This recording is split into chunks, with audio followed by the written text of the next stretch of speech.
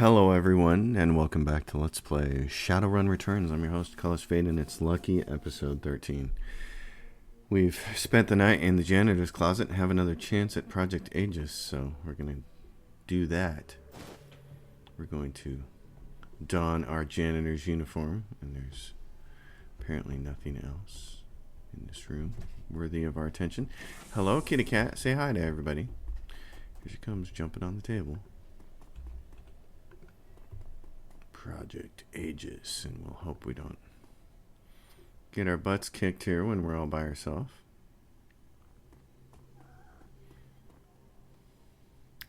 The supervisor has the look of a stuffer shack manager with delusions that he's on career track rather than what he is, a disposable dime a dozen resource. Stuffer shack, that's pretty funny. Hey, there you are. I'm Steve Scott. I'll be your direct supervisor. Sorry I missed you when you first came in, but I only found out that you were starting an hour ago when you suddenly showed up in the system. Weird glitch or something. Normally, we'd watch an orientation trid and walk through our mission statement, but, well, it's going to be hard for you on your first day, but you're going to need to clean up some blood. Maybe a lot. Right, I'm a janitor. Whiz. You'll have your hands full. There was some sort of break-in last night. Some people were, going to just get things cleaned up on this floor. And listen, people are going to be on edge today, so try to stay invisible and don't get into any trouble.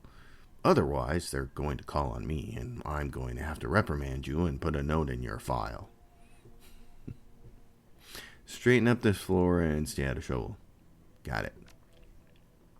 I hope they get whoever did this.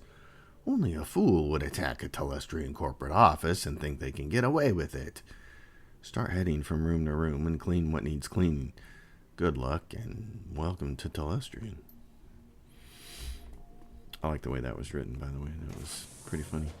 So he went in there. Oh, and I can go in here. Let's see, what do I have here? Looks like you could get access panel off easily, but the Telestrian technician could turn around at any moment. I see.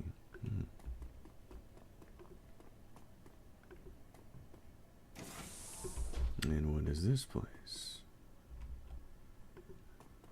No access panels here. Oh, and there's some blood from our shootout the previous night. Anything interesting over here? These two men are staring into the vent and shaking their heads. Telestrian guard says, "Look, Raoul, I know and you know that there's nothing in that vent. But when I told that to Silver Star, he accused me of not wanting to crawl in there. Said I was letting the company down by not displaying the corporate value of duty. The suits sure love their mission statements and all that dreck. But today isn't the day for Telestrian Corp's duty above all crap. Several of us did the ultimate duty last night. I guess we should just be happy Mr. Telestrian isn't in today. Just get in there and take another look. I've got to go upstairs and report." So the vent. Maybe there's my chance. The Telestrian security guard, a filthy guard, is looking into an open vent. He is clearly not enjoying the idea of climbing back into the duct. "Sorry, I tracked that truck all over the floor." He shakes his head. "Man, I can't believe what happened to the night watch." "Me either. You think you're done with the vents for the day? They want me to get this room back in order. If anyone asks, you saw me in there, okay?" "Sure. Yeah. Sounds good to me, mijo." Alright, let's see what we got here. We got this. Matrix Emergency Power Junction. Install the comlink chip. The access panel comes off with a quiet pop, and you place the chip inside. Karma gained. What about in here? Can you? Oh, I guess I can't go in that vent. Alright, what else do I need to do here? What do my mission goals say? Oh, yeah. Find the Aegis sample. Don't blow your cover. Plant the comlink chimps to get Eric Silverstar's office. Okay. Doink. Well, let's keep planting comlink chips. I have to say at this point it's not looking good. I don't know how it happened. Telestrian guard says, nonetheless, our records show this terminal was left unsecured in direct contravention of the Telestrian corporate policy. You failed in your duty. I know it's duty above all for you security types, but I am the victim here, I swear.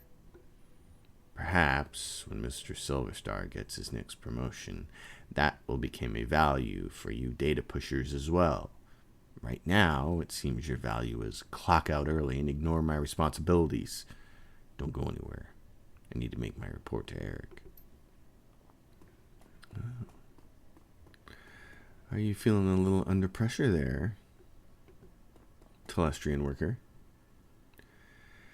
The wage slave is on the edge.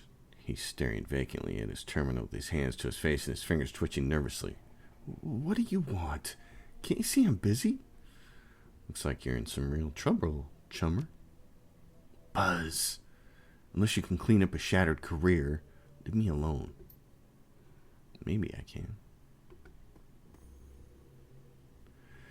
It would only take a few moments to install the chip, but perhaps it's not the wisest course of action while in view of a loyal wage slave.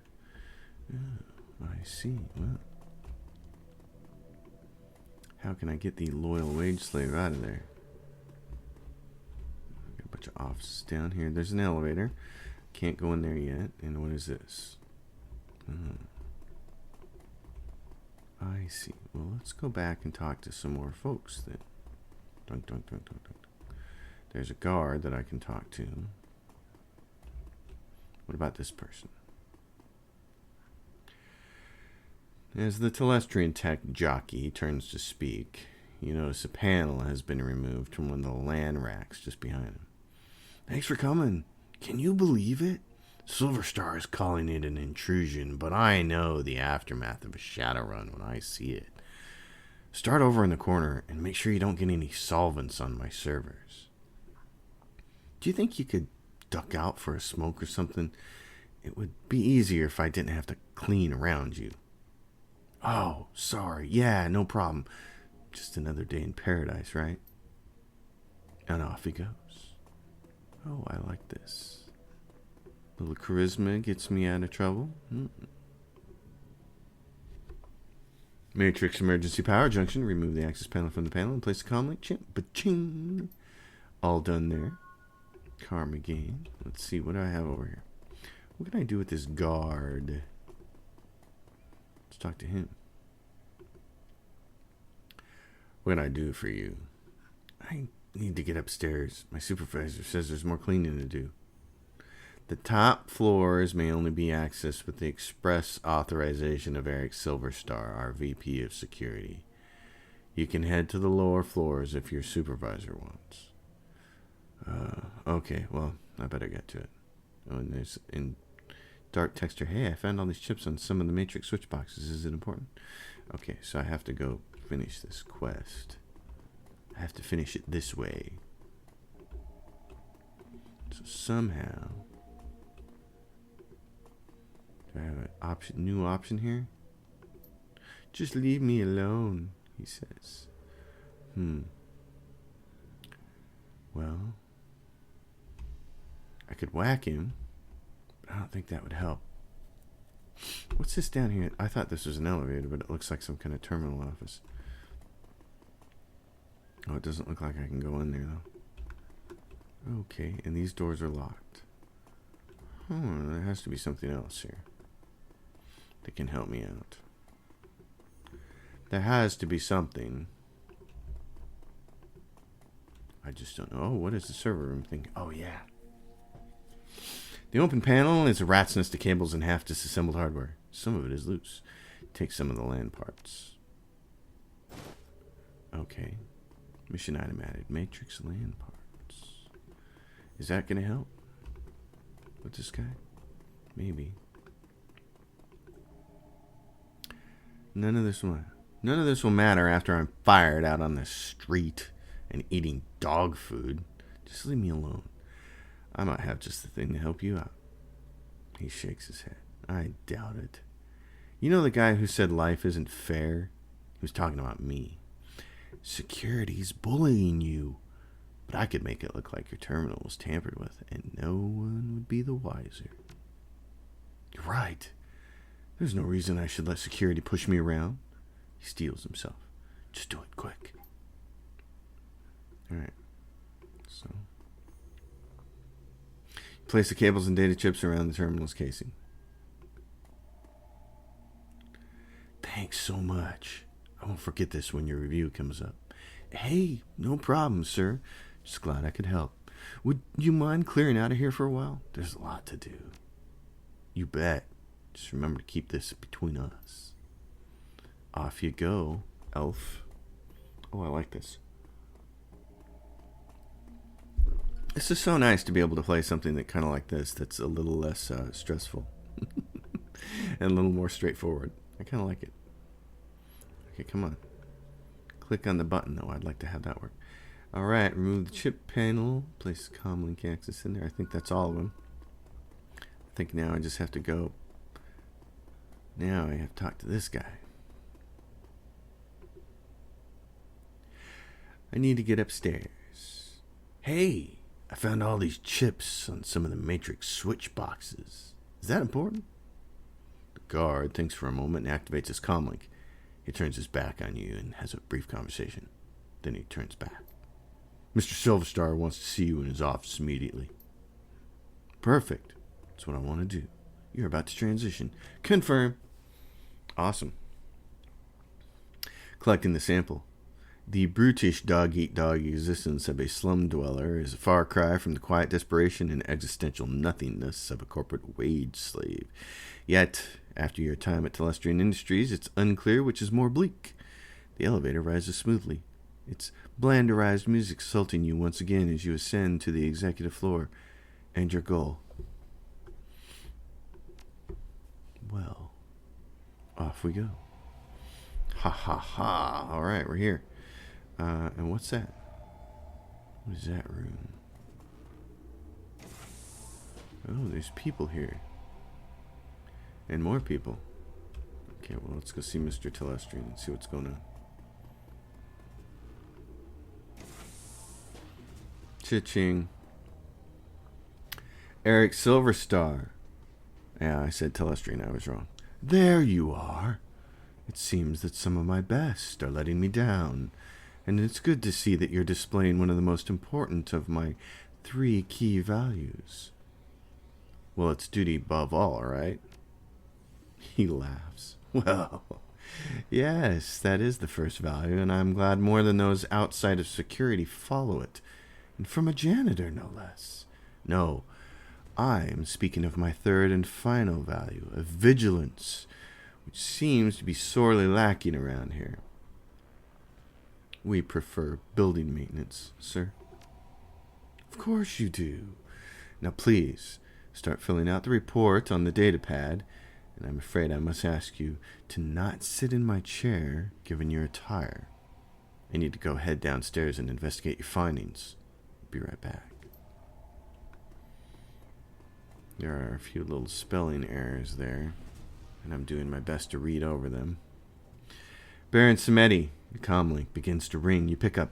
So, these paintings must be what all those expensive deliveries were. We don't have much time. I'm tracking Silverstar, and he's already stepping off the elevator. I don't think your disguise will hold up much longer. I'll update you on his movements. Hurry. Yes, okay, so I have choices. This one over here is green. I'm going for it first. The painting is of a small lighthouse in an intense storm at night perched on a rocky outcrop. Its light stabs out in the darkness. The plaque reads, Vigilance. Ooh, push the frame. The frame around the painting of the lighthouse pops back out. Okay. This painting shows a wild mountain landscape with clouds ringing lofty peaks. The plaque reads, Independence. Push the frame. The frame around the painting of the mountain pops back out. He has a few guards, a tech worker, and very nervous wage slave gathered in the boardroom, and he's beginning to question them. Oh, great. Okay. What's this? There's an open bottle of expensive scotch in a single glass that appears to be half empty and a half-smoked cigar. Great. What's this middle painting?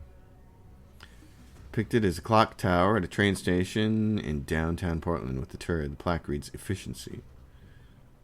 Okay, so I have to push them in a certain order, don't I? Okay, hold on. I got an idea. We know the first is duty. Push the frame.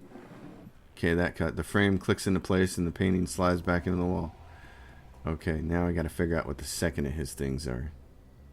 Duty. Unity. The frame around the painting of the harvest pops back out. Okay. He's finished interviewing a matrix tech and is now taking his sternly... Okay. Pair of security guards. We go with this one first. Push that frame. I know that's first. Push frame. There we go. And I know this is the last one down here. Baron Samedi says, now he's talking to the wage slave. This is not going well. They are raising their voices. Stop talking to me. I gotta get this done. Push the frame. Bingo.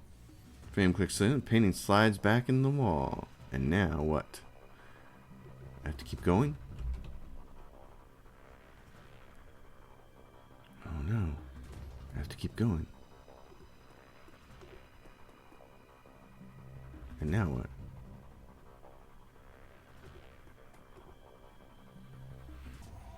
Yeah, open bottle. Scotch, I got you. What else? Oh, so can I get this now?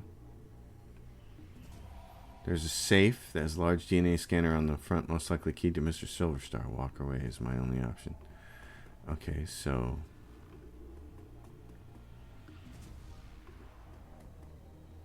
I did all the things. I did them in the right order. Now what? Do I have a clue?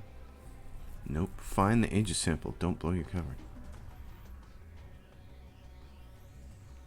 Which one is the aegis sample? Is it in here? Yeah. But I need DNA? Now I'm lost. I thought this was a puzzle, and I think it is a puzzle, but I don't understand exactly. I'm missing something here.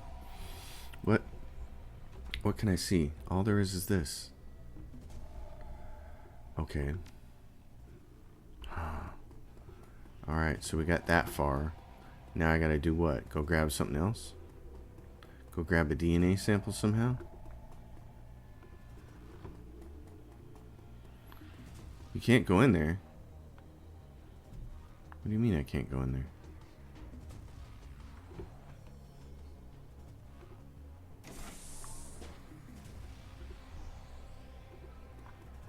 What do you mean I can't go in here?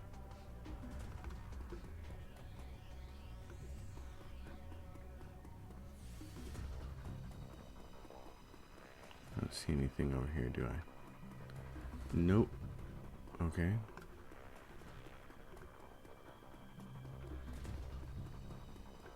Huh. I'm confused. I don't want to be confused, but I'm confused. Okay, so what's this? There's a vent. But I can't, like, go through it or anything. And that's what? The elevator? Huh. It's another kind of elevator.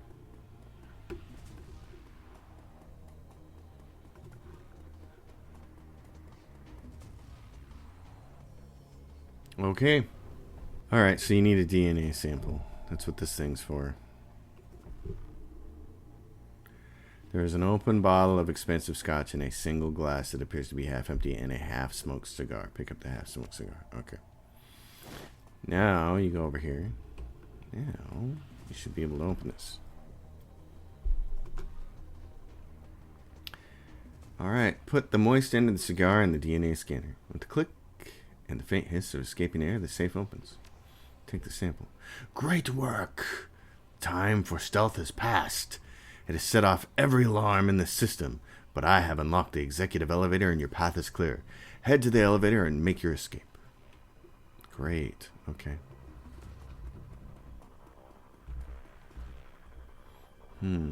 Yeah, so there. Oh, man, I'm going to have to go through and fight people, aren't I? I'm going to have to.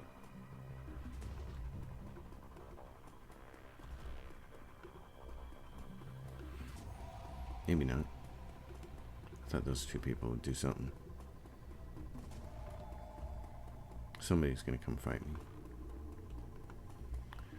Maybe not on this floor, maybe on the next one. Alright, well, there we go. Let's try this. It's a little disconcerting in the game how you click on things that are supposed to transition you or open doors, and you have to actually click them twice. McCluskey. Detective McCluskey stands smirking, surrounded by armed and twitchy Lone Star officers. Good morning, moron.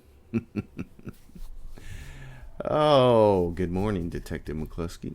It's a fine day for police corruption, isn't it? The smirk broadens. That's right, dummy. Keep flapping your jaw. That sort of thing will be perfect for where you're going. Mr. Telestrian wants to meet you in person. He wants to chat about last night's fun and games. You can come along quietly, or you can meet him in a body bag. He smiles wolfishly. Come on, Drek for brains. Make the wrong decision. I'll opt for a stand-up conversation. Oh, I'm going, but one day you and I are going to go round and round, McCluskey. I'm counting on it, asshat. I see. So, our escape was not really an escape at all. Thanks, Baron Samedi. The estate. From the floor of the Lone Star Cruiser, you watch the tops of the downtown corridor's office buildings disappear, replaced by the gray overcast over the I-90 bridge. The nylon restraints binding your wrists and ankles, along with McCluskey's whistling to the radio, make for an unpleasant ride. A half hour later, the cruiser hits a whisper-smooth patch of road, and a magnificent mansion fills your view. Its design a blend of old-world finery and elvish grace. The car pulls to an abrupt halt, and you're dragged onto the drive where McCluskey pulls a nasty-looking knife and cuts your bonds. You look to see you're surrounded by a squad of green-clad ghosts, Special Forces troops from Shadowrun. Massaging the feeling back in your numb extremities, you prepare to meet the man himself, James Telestrian. What is it? Tarangier? Listen, folks, when you're inventing names for fantasy things, just make them pronounceable. Follow the George Lucas rule. It's got to roll off the tongue. Otherwise, you're just doing a disservice to yourself and your readers. All right, so here we are. What's this? I got McCluskey and I got this Mr. Quoth. The fussy elf with the air of a Victorian butler studies you before he speaks. He doesn't like what he sees. He looks like quite the guy. Mr. Telestrian is expecting you. You will find him in his office. Thank you, Jeeves. He is not amused. Delighted to be of service. You may wait here for a few moments to gather yourself before you enter Mr. Telestrian's office. Some people find that they need time to prepare themselves before meeting an elf of his stature. However, the upstairs is off limits to you, and the library is occupied at the moment. Do not tarry, though. Mr. Telestrian is not one to be kept waiting long. Stuff it, Elfie. What's McCluskey got to say? McCluskey smirks. Want some advice, moron? Of course you don't. You're a Shadowrunner. You live by your own rules, don't you? I suggest you keep your smart-ass remarks to yourself this time, human. Mr. Telestrian isn't some street meat you can impress or intimidate. He's the brains behind the throne of Taranger and one of the richest men in Seattle. And he holds your leash, right, McCluskey? You his lapdog? His eyes say, I'd love to kill you now, but his mouth continues to smirk. I got one of the richest and most powerful men in the Pacific Northwest taking care of me, dumbass. What do you got? Free will. You're dumber than I thought. Enjoy your chat. I'll dispose of your body later. Not if I dispose of yours first, dipshit. Alright, so, Mr. Tell us who's this? Algernon.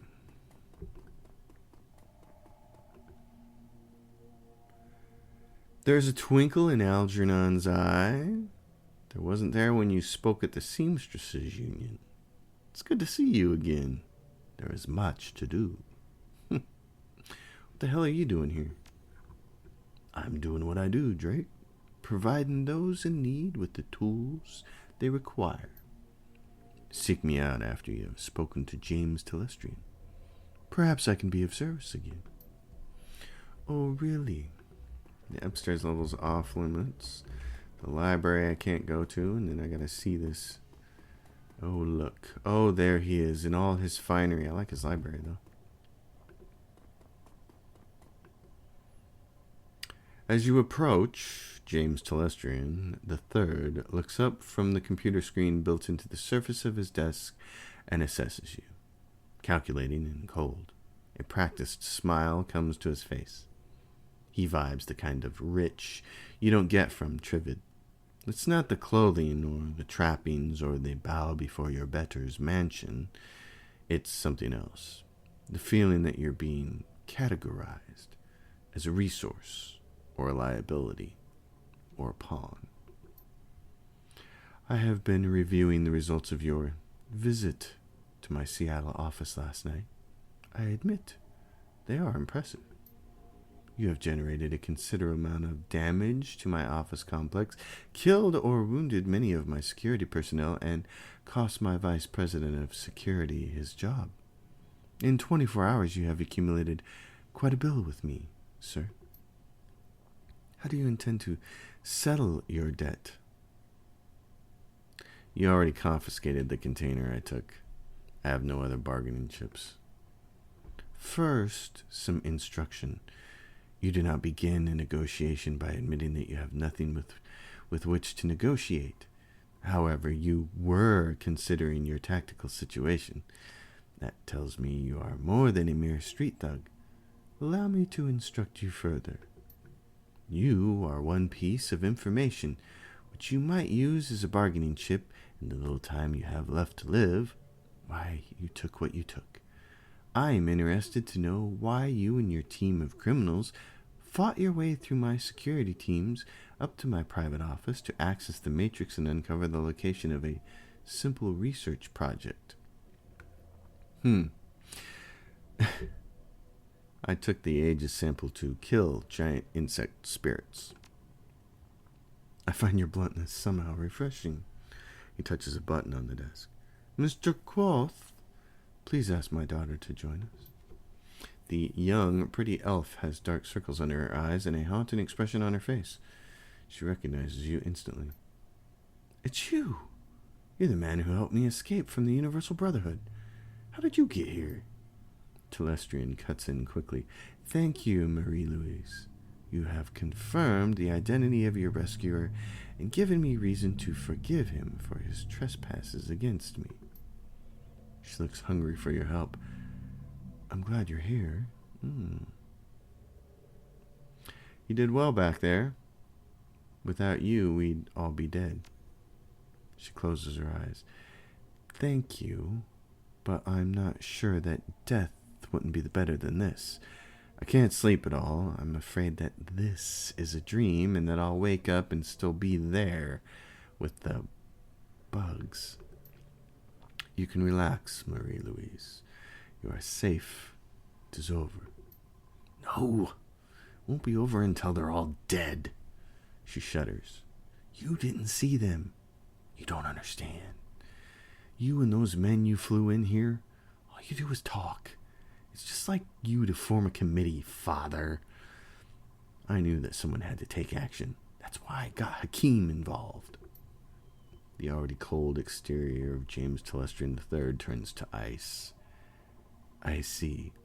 It was you and your crippled little friend who leaked Aegis to this man. We will speak of it later, in private. Now then, Drake, there are people I wish you to meet. The committee my daughter alluded to. This is a rare opportunity for a man on the streets such as yourself. I urge you to behave. We will adjourn to the library. Sounds like I don't have much of a choice. Not if you wish to draw another breath. No. Great, the library. Ooh, so fancy. There is a weight in the Telestrian library, the sense of magnitude and a purpose. You are no longer in the presence of mere wealth. You are in the presence of history. Well, how interesting.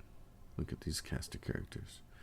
James Telestrian III says, Lady and gentlemen, this is Drake. He is the human who saved my daughter and the only one who has faced our common enemy in combat. Herr Blackhouse, what does the representative of the great dragon Lofware have to tell us about the magical insects this Shadowrunner uncovered? Blackhouse speaks slowly with a deep, melodious German accent. He takes his time, accentuating each word, relishing each vowel and each consonant, tasting them as if they were a delicacy. My Lord Lofware has witnessed the insect spirit's physical manifestation before, roughly 9,000 years ago. As you are aware, magic ebbs and flows from the earth, cycling from peak to peak over the course of 5,200 years. As the level of magic grows. Hans, dear, I love you, but you could babble on forever, and I believe time is of the essence. The painted elf addresses you. Drake, is it? Delighted. The bug you fought was not merely a magical awakened animal like a wyvern or a hydra or anything else in the sixth world. In fact, it isn't from this world at all. It's the physical embodiment of an insect spirit from another plane of existence. Is that why I couldn't kill it? Exactly so. Your little buggy friend exists on both planes simultaneously. Now, an insect spirit can't simply thumb a ride through astral space and show up on Earth late for dinner. Dinner, in this case, being us. Algernon says, the two elements are required to bring one across the void. A shaman and a host. First, the spirit calls upon a shaman, often in dreams. The spirit seduces the shaman with promises of great power. The shaman then accepts the spirit as his totem. Next, the insect spirit requires a suitable host. James Telestrian III says, the best candidates are the disaffected and the disenfranchised. In short, the weak-willed. Their minds are the most susceptible to suggestion, which is helpful in making the transformation. As you may imagine, these are the sort of people easily attracted to a cult, such as the Universal Brotherhood. Finally, by performing what has to be a truly disgusting ritual, the shaman serving the insect totem implants the spirit into the host, willingly or not. And then it's feeding time. Harlequin is correct. The insect spirit will then slowly consume its host, while transforming it into the spirit's own insectoid body, thus manifesting itself fully on this plane. What's this have to do with a great dragon and an elf who likes cosmetics? Funny kid, but it's no laughing matter. This is bigger than hunting down an insect shaman or putting a few 9mm rounds into a bug. Algernon says, the initial bugs prepare a nest for the summoning of a queen. Once a nest has its queen, she literally explodes with newly manifested insect spirits. They swarm out of the nest, feasting on all the flesh they can find, and implanting more insect spirits into the fresh corpses. And again, and again, and again. The room falls silent as they all consider the scenario. Faces grim. Telestrian breaks the silence. This is not an infestation, Drake. 'Tis an invasion. My lord Lofwyr knew this day would come, but he did not know precisely when nor where. Your rescue of Mr. Telestrian's daughter has exposed the existence of an insect spirit for the first time in this cycle of the world. Then why don't you just fire a cruise missile at the Brotherhood and call it a day? You have engaged the enemy. You know why. The insect spirit is only a resident in the transform host's body. Conventional weapons can hurt the body and expose the spirit, but the spirit itself exists on two planes. It cannot be destroyed by mundane means, hence Project Aegis.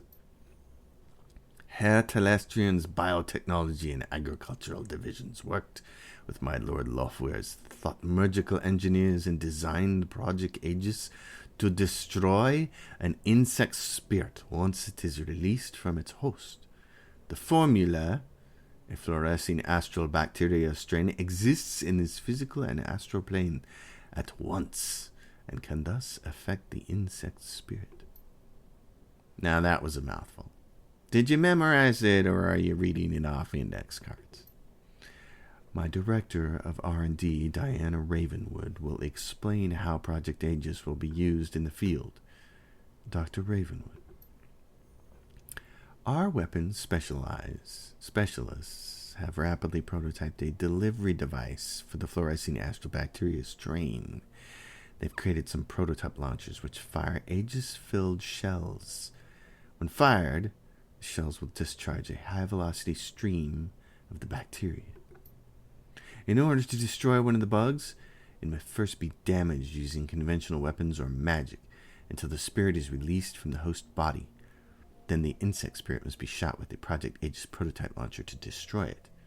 Ah, I see. Aegis is a multi-dimensional bug spray. Crudely put, but accurate. We must stop the Universal Brotherhood from summoning a queen, and we must stop them immediately. You are the only one who has been inside the facility, and then the only one who has personally fought these creatures before. That, along with your highly effective assault upon my property, indicates that you are the ideal person to lead the attack. I'm flattered. The painted elf grins, and his red lip catches the light. You should be. Come on, kid. When fate taps you on the shoulder, you've got to pay attention. Unfortunately, she has the nasty habit of tapping you on the opposite shoulder, so that when you turn around, she's on your other side, giggling like a deranged schoolgirl. I hate that. Enough! Are you willing to undergo this mission? You had me at killing bugs. Show me how to use Aegis and I'll get it done. Oh, I should have told him about I like the other option below that, though. Getting paid. Excellent. Harlequin claps his hand as if seeing the circus for the first time. I love the way that the short-lived are willing to die even faster. It's very inspirational. Brockhouse raises his hand, and Harlequin's clapping instantly stops. There is one final note. A warning, if you will. You have seen the danger the insects represent, but you have not witnessed the shaman's power. The shaman must tap into a powerful source of magic in order to summon a queen. We do not know what abilities that power source will grant. Beware of the insects, but do not underestimate the shaman. Hey, don't scare the kid, Hansel. We still need him to go on the mission. By the way, I'm coming with you, Drake. I wouldn't mind seeing these creatures for myself. I missed him last time. Telestrian will bankroll you so that you can hire the rest of the team. Find me when you're ready to go, and we'll bug right out of here. Telestrian sighs. Yes, speak with Harlequin when you're ready to depart. If you wish to acquire additional supplies for your mission, Find my assistant, Quoth. He is highly resourceful. So Quoth is going to give me some supplies, and Harlequin's going to go on a mission with me. Well, that sounds interesting. Oh, and who's this? Is this Quoth over here? Yes, it is. And who's this? Oh, Mary Louise. All right, so I got some talking to do. Before I end this episode, I'm going to talk to Marie. I was listening. It sounds bad. Yep. Thank you for everything. Could be worse. Could be raining. She smiles. It's Seattle. You look like you have a question. Was it Hakeem who helped you in the Matrix? She smiles, in love. Yes. Even after my father ruined his life and convinced me to hate him, he's still been watching over me. My angel in cyberspace, Baron Samedi. After we escaped, I told Hakeem about the Brotherhood and about the bugs. It was his idea to steal Project Aegis so he could go back into the Universal Brotherhood and exterminate the bugs. But I don't know how he knew about it. Baron Samedi just knows things. What did Lynn Telestrin and the Universal Brotherhood want with you? Auntie Lynn was very excited to have me there. Almost manic. She talked about the inner circle and how I was going to be at its center. She said I would be their queen. The way she spoke, it was as if she'd seen God or something. Her eyes close and she hugs herself tightly. But it's not God she sees. It's bugs. Only bugs. Alright, I'm gonna go. I know the story there. They wanted her for the queen. What about you, my friend? What can you get me? Mr. Quoth. In addition to the Aegis-loaded launchers we will provide, I am authorized to outfit you with anything from weapons to supplies to clothing. Show me the outfits. High-grade street armor, which I own. He's got nothing better than that. Okay. Show me the gear. And as far as weapons go, I think I pretty much have the best weapon that I can have right now. So I've got, yeah, this is a shotgun. Shotgun. This is what I have, is the Ares Alpha.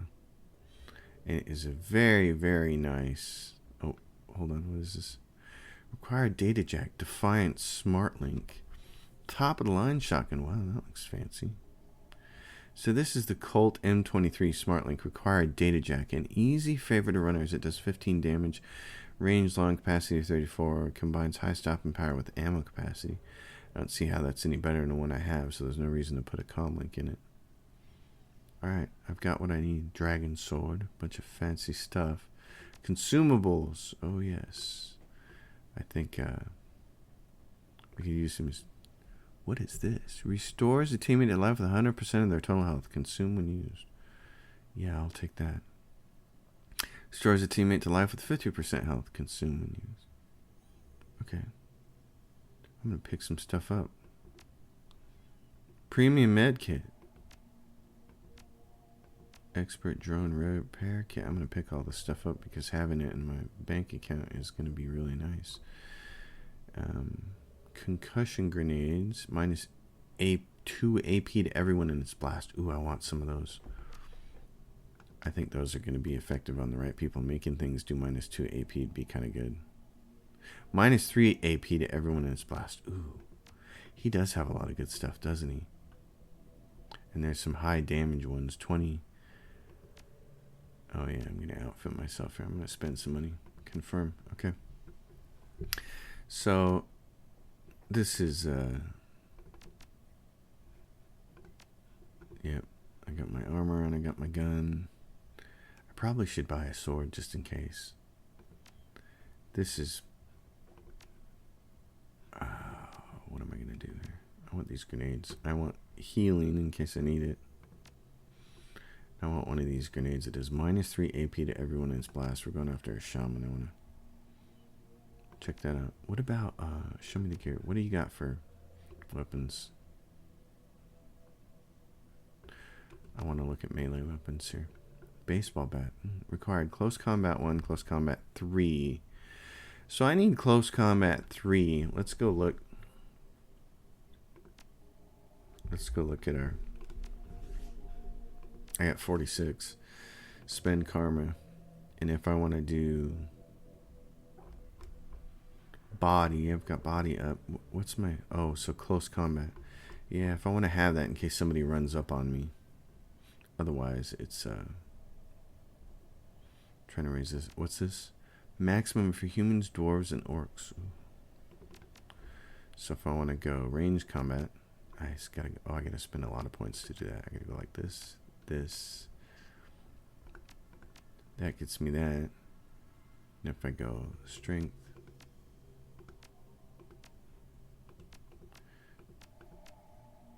melee weapons, thrust, increased damage.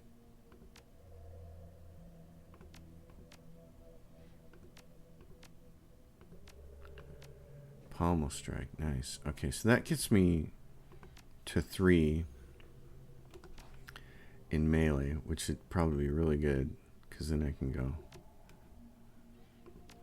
scroll down. Let's see, what do we have? Yeah, I can get a katana, damage 5 with an axe. Hand forged katana requires close combat 4, which I don't have, and a dragon sword. Ooh, how fun. I'm gonna grab this katana. And yep, and then it's there. Confirm. Alright. Well, that's where we're going to end this episode. And next episode, we'll go after our buddy. I like this. This is a good setup. Alright, folks. Thanks for watching. Things are getting a little more intense now. It'll be fun to go after this shaman and see where the story goes. Thanks for watching. As always, if you dig it, give it a thumbs up. Subscribe to the channel. Leave a question and comment down below. My Patreon's listed in the description. I will see you all next time. Thanks for watching.